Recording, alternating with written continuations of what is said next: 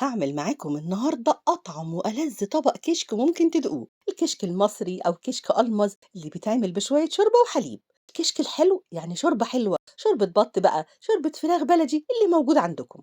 هناخد منهم كوبايتين كبار وهنحط عليهم 3 معالق كبار مليانين من الرز. الرز مش أساسي في الوصفة، بس معلقتين الرز دول بيدوا قوام وطعم حلو قوي للكشك.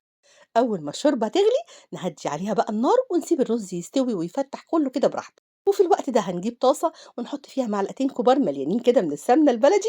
هننزل عليهم ببصلة كبيرة أو بصلتين متوسطين متقطعين صغير قوي بس مش مفرومين. نهدي برضو على البصل عشان يتحمر براحته، وكل شوية نقلبه تقليبة عشان يبقى كله لون واحد.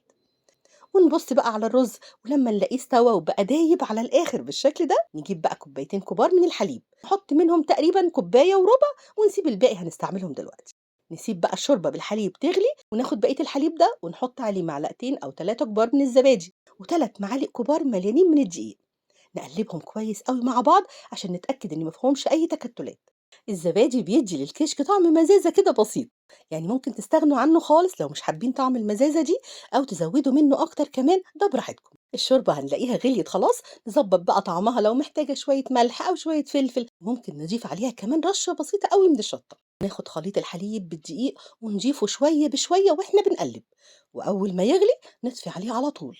ونشوف البصل بقى هنلاقيه خلاص اتحمر وخد اللون الذهبي الحلو قوي ده.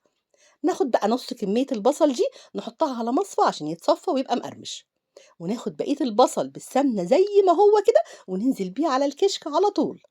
والله على الجمال والقوام الحلو قوي ده.